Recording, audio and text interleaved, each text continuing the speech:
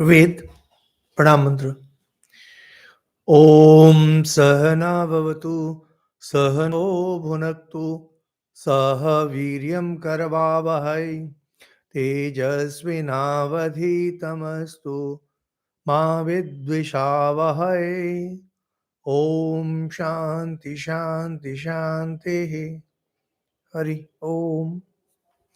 Today we will start Purusha Sukta. It's from Rig Ved 1090, that is 10th book, and 90th hymn. So all these are from Veda Vihangam book. Those of you who have this, I'll suggest that you can have a look at the book before you listen to this talk. Otherwise, even if you don't have, it's not a serious problem.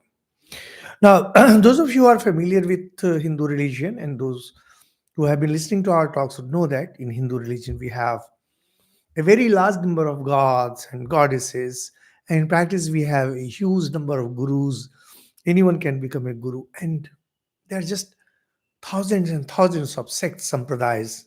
And because of this, many Westerners and many critics of Hindu religion of modern times, they say that Hindu religion is no religion. And well, they're quite right in a sense that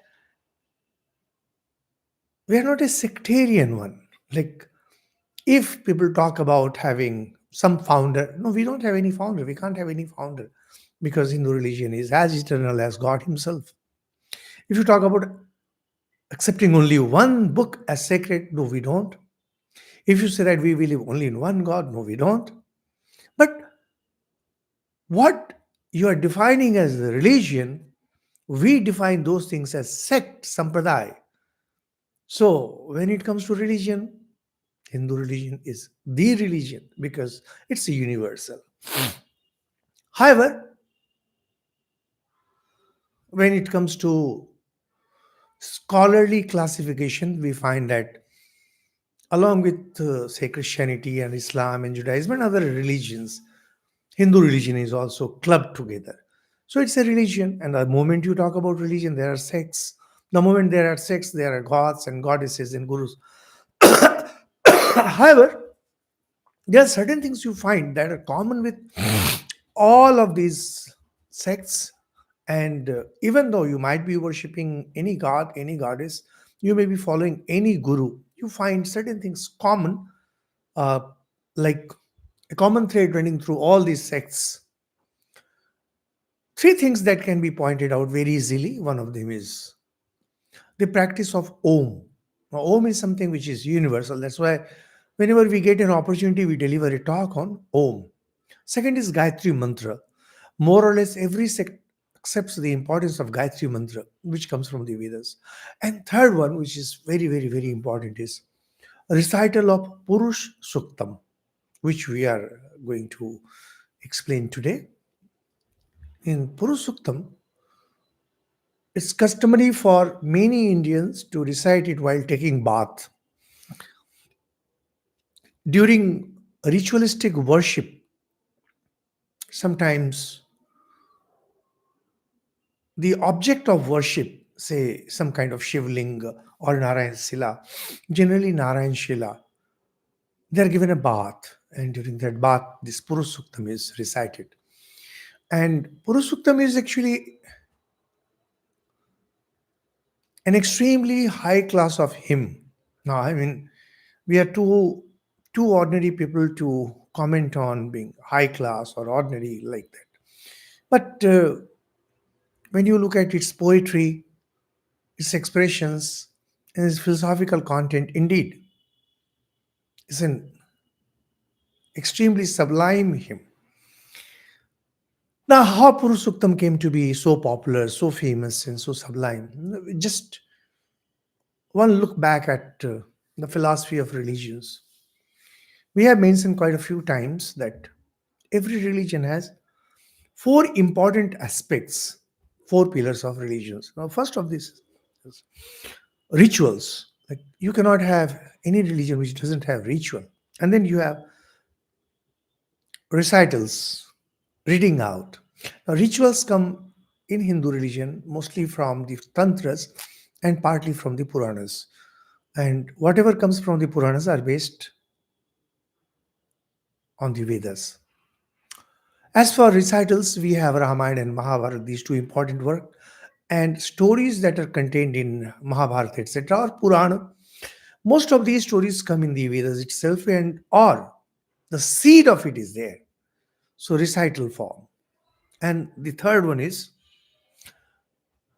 dharma, righteousness, how to behave. What should be your personal way of life, and how should you be interacting with others? This comes from smritis. And most important thing is realization, the philosophy. Sometimes we use the expression philosophy, code of conduct, and rituals, mythologies. But use whatever word, meaning remains the same. Now, when it comes to realization or all other three pillars that we discussed, the goal of each of these pillars is to make you spiritual. If you want to be spiritual, you can become spiritual by any of these means. First, be a gentleman. From there, you try to be a religious person. And from there, you ultimately become a spiritual person if you keep striving. Same with formal worship, that is rituals. You keep on worshipping your ideal. And from there, you develop a love for God. And from there, you start moving spiritually. However, whatever your path and whatever your goal in life, even if you just say that earning wealth is the goal of your life, having pleasures is your goal of life, whatever, we believe that and we affirm that, we assert that meditation can get you anything, anything. Sri Ramakrishna had very famously said about Kesab Chandra Sen that he got all this name and fame only because he had meditation. So meditation is a very important thing. Normally, people will, those who are engaged in rituals or those who are into recitals, they will say that Ram Katha Kaho Hoga. Yes, no doubt about it. And those who are into ritualistic worship, as you find in temples and those with priests, they will say that follow the rituals. And those who follow Manusmriti, etc., they will say that try to be noble. And those who study Gita and Upanishads, they will say that study, think, and think deeply, contemplate. However, all these four things ultimately lead you to meditation. You need to have basic preparation now. One word of caution. Very often people think that if they are disturbed, if they are not well, they should they should sit down and meditate. No, that's very dangerous. Because if your mind is disturbed and if you meditate, if you are lustful and if you meditate, you become very dangerous. And this is also corroborated by the stories that we have in the Puranas. When there was some asur, some demon, he wanted immense power or immense wealth, and he meditated on God and pleased him by his meditation and got a boon. And ultimately, he was destroyed. And not only he was destroyed, the whole of that person's clan was destroyed. It brings massive destruction. So, if your mind is impure, if your mind is disturbed, and you meditate, it will have devastating consequences. I can guarantee that. This I have heard from my elders too, and I know it personally. So, whenever I find somebody who is disturbed and who is stressed, I always ask them to work in a regulated way. Work in a regulated way, enjoy life in a regulated way, lead a regulated life, and from there, slowly rise above worldliness. And once your mind becomes slightly calm, then you can start sitting quietly for a while, and then from there, you can go for meditation. You'll find that nowadays many gurus in India are preaching meditation. The problem is that when these people go join meditation, they feel good because you are sitting calmly. What they don't realize that Once you have sat quietly for a while, your disturbances take a back seat. But once you are out of it, after some time, these things rebound dangerously, very dangerously. Sri Ramakrishna had given a wonderful example of monkeys at Dakshineshwar. So, like, they would be sitting quietly, but throughout that period, they would be thinking which garden, which orchard to attack. And because you have stayed calm for a while, your mind becomes a bit powerful. And if you have stayed calm for long enough, it becomes dangerously powerful. And the things that you will do after that, whatever, like if you become lustful after that, you can be extremely dangerous person. So it causes disaster. However, meditation is like atomic energy. Unleash it wrongly, and there will be Hiroshima and Nagasaki. Use it for constructive purpose, and you can have thermonuclear plants, etc. So one has to be very careful about what they do with their mind. Now, when meditation is done, we will be talking about meditation on God as we understand the personal God, God who has qualities, God who has some form, some kind of form, and God about whom we read in scriptures as having done this, done that, which is known as divine sport, Leela. These three things, qualities, form, and divine sport. Now, did God do all those things? No, we have no idea. Does God have a form? We have no idea. Does God have qualities? We have no idea. But what we know for sure is those, the great sages who were deep into meditation, who had realized the truth, they have given a spiritual way for us. And they have said, well, God, in his various forms, performs these kind of actions. For example, those of you who are interested in the story of Shakti, Mother Durga, you'll find talks in Hindi on Durga Sapshati, and how Mother Durga comes to save humanity, to save the gods. Now, are these stories true? How do we know? There is no way to know. What is important is these are divine sport, and the description of Mother Durga in that gives us a glimpse into her divine form and a glimpse into her divine form. Now, once you take these three, quality, form, and divine sport, you can give a name. So, for example, you see God as truth, not truthful, God as truth. You can have so many names just based on that. Those of you who are familiar with the process of prayer in Hindu religion would know we have just any number of books of this kind. For example, there is Vishnu Sahasranam, 1,000 names of Lord Vishnu. In that, sorry, I think I got cold. This Lord Vishnu, he is given 1,000 names based on his qualities, his form, and his divine sport.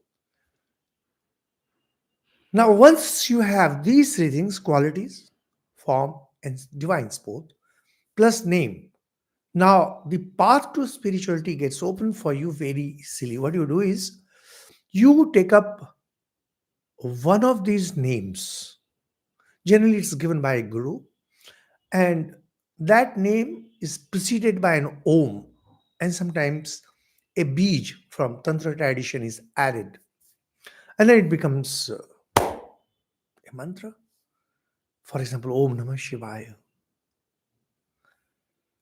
And now you can do japam on that name, of that name, and think, go on thinking what exactly it represents. What it will represent would be either quality or form or divine sport, one of these three. For example, those of you who are familiar with the life of Sri Ramakrishna, nearly everyone who has taken mantra diksha in the Sri Ramakrishna tradition is asked to meditate on one particular form of Sri Ramakrishna. But that's not the only form on which you can meditate. For example, if you have time and you do meditation for long hours, you can go on contemplating on other forms too. Like you can imagine how Sri Ramakrishna is walking at Dakshineshwar or going to Kolkata, or he has been to Kashi and Vrindavan, etc., etc. Similarly, his qualities. He has so many qualities. Although we don't yet have stotras, there are some stotras where these things are mentioned, but not in the form of recital yet. The way there is, say, Hanuman Chalisa or Sri Ramcharitmanas. As the time progresses, there will be more and more of such books. So, as far as you are concerned, you can think of some quality, how compassionate he was, how established in truth he was, and you can go on meditating on that. Now, this Purusha Suktam, this belongs to the category of Leela, divine sport, in which creation itself is a sport where God creates. The creation is seen as divine sport, Leela, how God creates so wonderfully, He Himself becoming everything, etc., etc. Interestingly, our earlier talks were on Nasadiya Sukta. Now, Nasadiya Sukta is philosophically sound, and even Swami Vivekananda had translated Nasadiya Sukta. But the credit for popularity goes to Purusha Suktam simply because it's very simple. Philosophically, it's very simple. Like we know that if you ever go to some pot makers, potters, you'll see how there is clay and how from that clay the potter makes fashions different pots, pots of different sizes, shapes, etc. When I was a kid, I had occasion to watch these potters. In fact, in our village, we had quite a few potters. And when I joined, I became a monk. I was at Devghar, and the main station for Devghar is Jasidi. And on the way to Jasidi, just near Jasidi, there were some potters. And they used to make wonderful water pots for summer. And we used to purchase surahi, those water pots from there. And it was a treat watching them. Somehow Kumhar is a caste that used to work. I don't know if they are available today, but the amazing mastery that they had over the craft, super specialty. You don't see such kind of work coming out of factories, and probably the whole thing will be lost from India forever. If only the society or the government planned something really good so that they didn't have to live in poverty and they didn't have to live in social ignominy, it would be simply amazing thing. The kind of craft, the kind of mastery they had over their hands. They could give any shape. Now, if a pot maker can give any shape to clay, you just have to imagine what God can do. God, the divine potter, God is the divine potter. The Since everyone has seen, I mean, I'm talking about earlier times, how potter makes pots, because in those days the earthen pots were more popular. So people of this caste, they were pretty common, and uh, they could be seen, these pot makers, everywhere. So it was so easy to comprehend Purusha Suktam compared to Nasadiya Suktam. And those of you who have listened to Nasadiya Suktam would know how philosophically sublime it is, abstruse, pretty difficult to grasp. So, because of its popularity, it became a daily prayer. And I have known many people who use it as daily prayer. If you can memorize this Purusha Suktam, you can also use it in your daily prayer and during worship, but most importantly, for meditation. which is very, very, very important. And in later bhakti literature of Hindu religion, we find how this concept that God has become everything has been taken up beautifully to describe creation in this world and everything. What exactly Purusuktam wishes to tell us? That God alone has become everything. There is nothing in this universe, nothing in the universe which is not God Himself.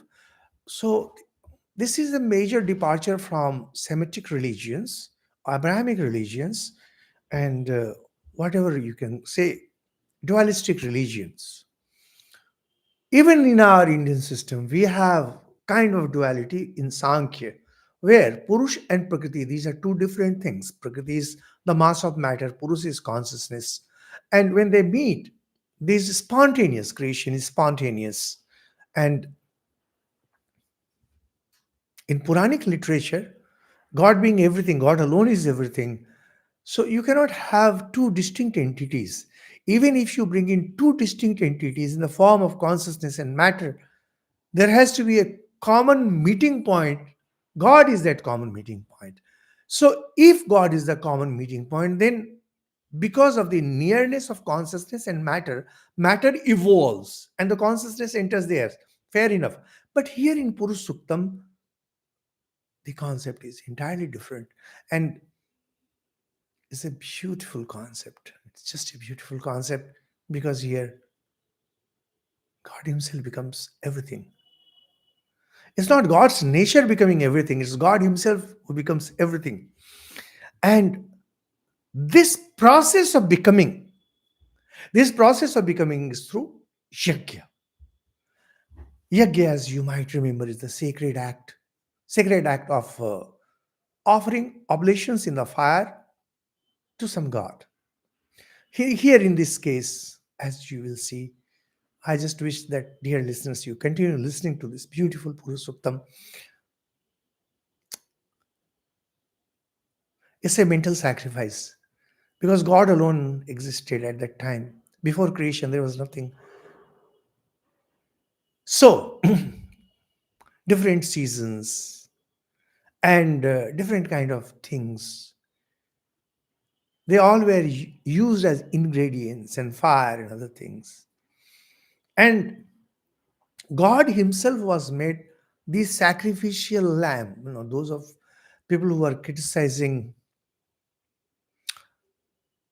animal killing, etc., probably they have not read Purusuktam because in Purusuktam, God Himself becomes the sacrificial animal who is sacrificed for the yajna.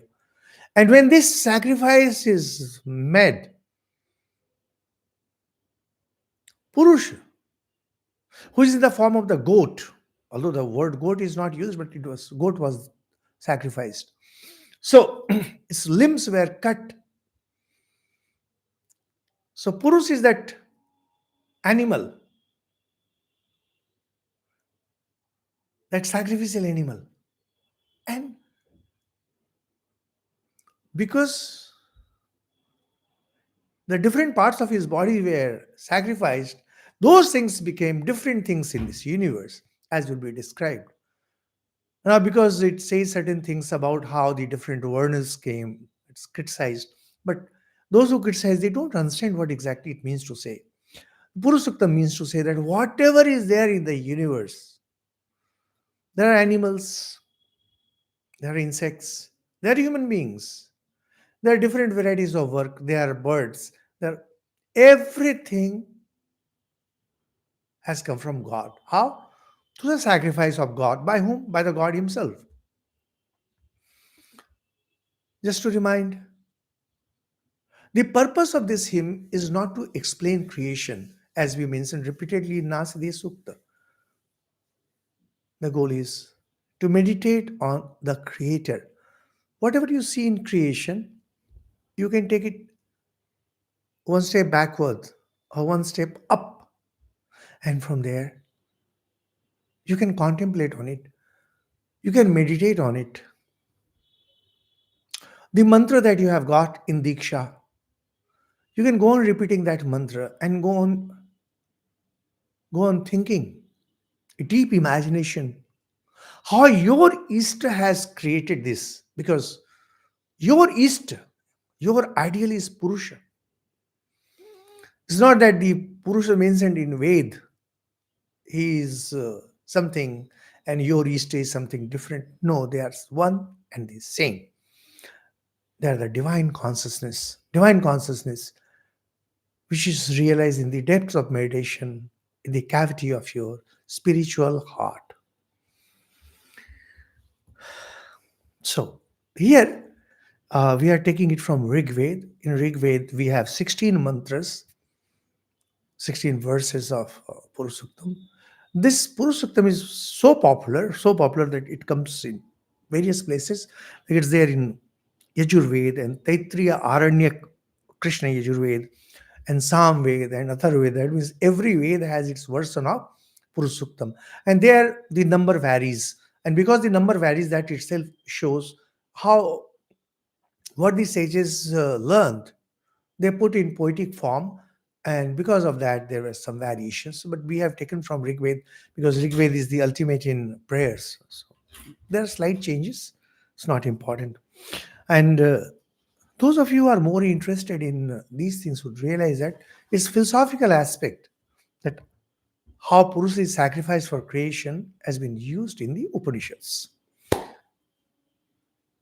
We had mentioned how every hymn is dedicated to some god. Purusuktam is dedicated to Purusha. We mentioned it comes in the 10th mandala, 10th book, hymn number 90. It's the rishis, surprisingly Narayana. Now, sometimes becomes, I have often wondered that how come the name of the rishi and the name of God are so similar. There is a possibility that the name of the sages became so popular that they were later used as name of the god, or it might be the other way around. Sometimes we find, like in India today, we have the names of people after some gods, some goddesses, etc. Particularly if a person belongs to a devoted family. For example, I read in newspaper a long time back, there is a village in Bengal where Hindu village is surrounded by Muslims. And in that village, everyone has Ram in their name, either in the beginning or in the middle or at the end. So it's so surprising. So they must be great Rama devotees. And that's why they have Ram somewhere in the name. So it might be something like that. Now, in this case, Narayana is the sage, and the hymn is offered to Purusha, the god. The first mantra reads Sahasra Shirasa Purusa Sahasraksha Sahasrapat Sa Bhuming Vishwato Vritva Atyatishtat Dashangulam. I am breaking the conjunctions, the long words, so that you can pronounce easily. Okay? I'll read it again. Sahasra Shirasa Purusa Sahasraksha Sahasrapat Sa Bhuming Vishwato Vritva Atyatishtat Dashangulam. Simple English translation is thousand headed is Purusha, thousand eyed and thousand footed. He, having created the earth, actually term Bhumi can be used for earth, can be used for the universe. In all directions, exceeded it by 10 fingers. Exceeded it by 10 fingers. It's a beautiful poetry, as we shall see as we go ahead with the explanation.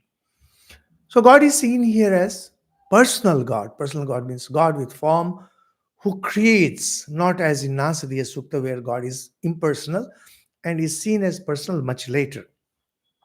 That God, he creates, he sustains, and reabsorbs the universe. When we say destroys is not the right word. It's reabsorption because the whole thing is cyclic. So, a God who creates such a huge universe, the universe, which is yet to be fully measured by the scientists, and that would be only the particular universe in which we live. He has to be very special. It can't be a person, somebody like us who is maybe larger than us, pretty large, very large, infinitely large. No. This is being expressed as Sahasra Shir Sapursa, that God is thousand headed. He has thousands of heads and thousands of eyes and thousands of feet. Here, thousand is a very interesting term. Thousand means 1000, as we know very well. But in the ancient Vedic literature, thousand was sometimes used to indicate infinite number of heads, infinite number of eyes, and infinite number of feet. There is, of course, an expression ayut in the Vedas, which means uncountable. So here it's not uncountable. The word is sahasra. Sahasra is used because they want to make it very clear in the minds of the listeners that God is so and so, such and such, so that you can focus your mind on that God, meditate, and become blessed in this life. So, when you think of God with form, God as we understand, it's so beautiful, so clear, and such a wonderful description of God that essentially it means to say that God is everywhere. In what form God is everywhere? His head is everywhere, his eyes are everywhere, his hands are everywhere, his feet are everywhere. Sainachari explained it as since different beings have consciousness as their inner being, that means God himself resides in every being. So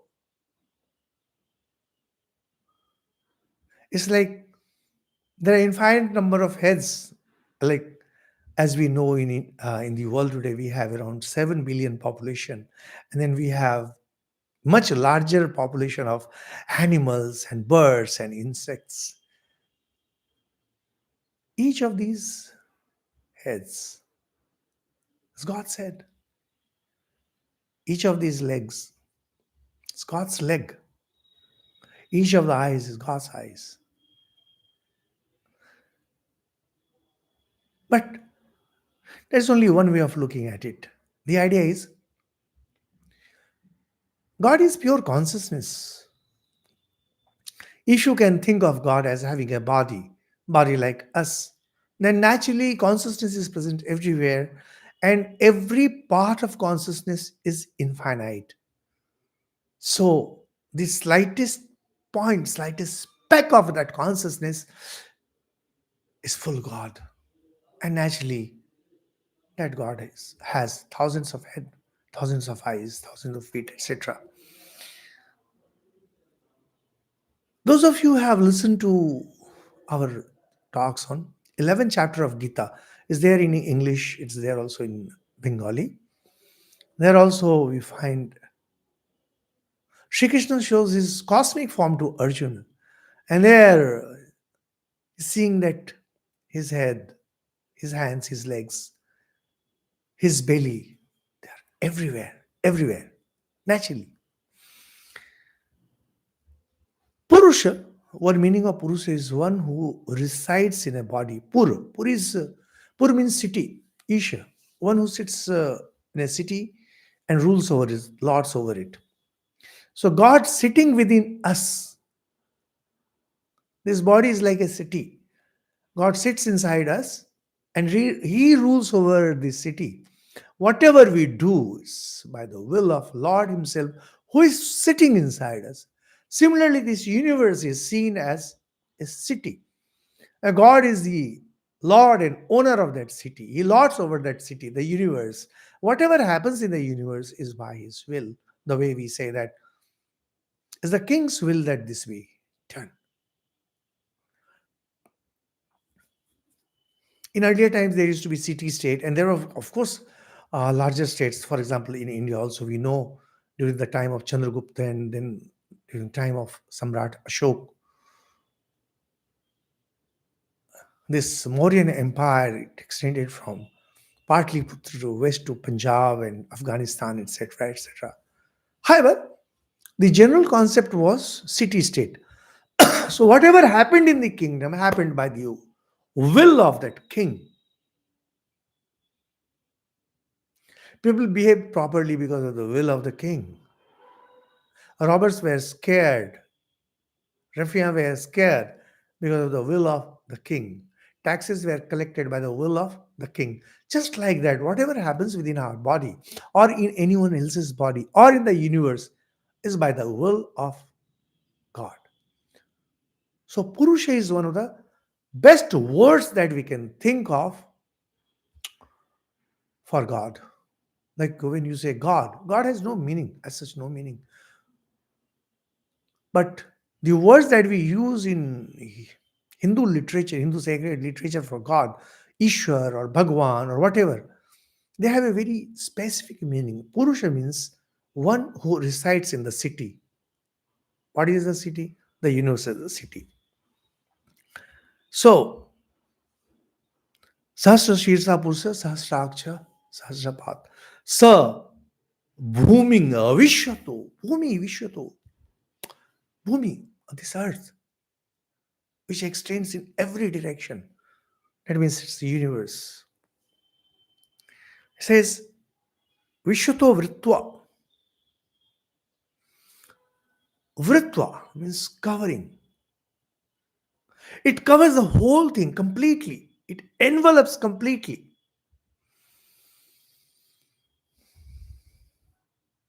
And also transcends it. It's not that God is exhausted there. Transcends it. By how much?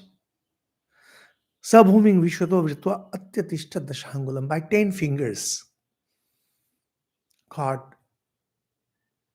transcends his creation by 10 fingers. Now, this is again extremely symbolic 10 fingers.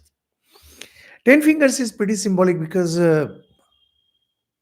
in the Indian counting system, we had numbers up to 9.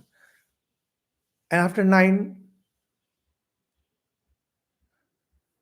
it becomes 2 digited, 10 onward, and then 3 digited, etc.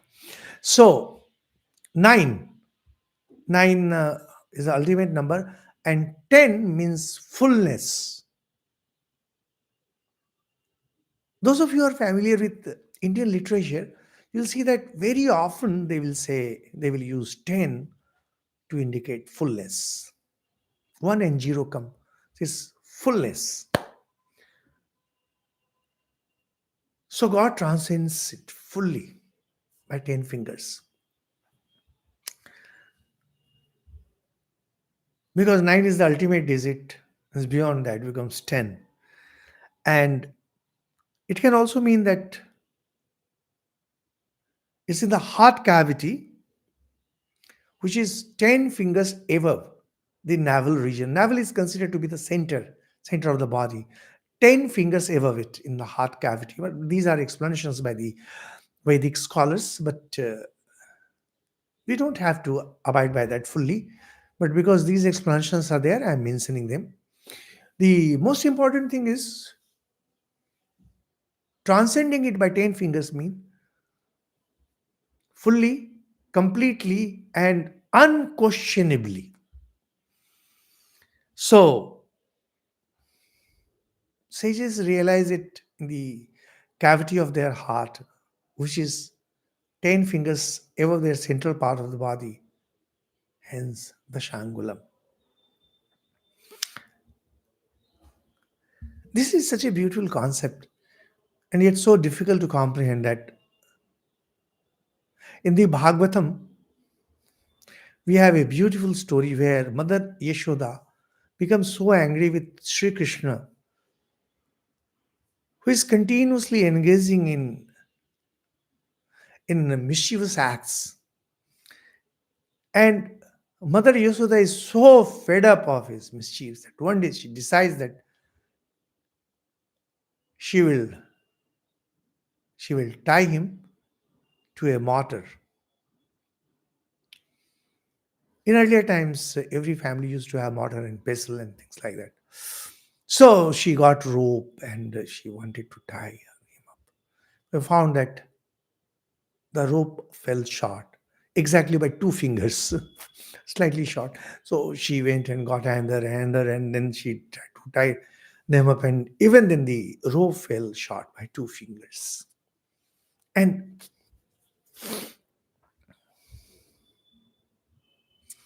seeing how her mom was so harangued, the Lord decided to be tied up because you cannot you cannot realize God by your effort. Only when God decides, only when God wants you to reveal Himself to you, that you can see God. So Shri Krishna, the baby Krishna, he didn't want to see his mom so harassed. So he decided to be tied up. And mom tied her to that martyr. It's a beautiful story, and just to show how God is infinite. And there's absolutely no way that we, the beings of the finite world, we whose minds are finite, we who belong to the empire of the mind, which itself is finite, can grasp the infinite. Because wherever your mind goes, how so far your mind may go, God will always be 10 fingers beyond you. Think of the sun behind you and your shadow walking ahead of you. Try to touch your shadow. You can keep on running, but shadow will always be moving forward. And we are using these examples just to give an idea what exactly the mantra is trying to tell us. So, just is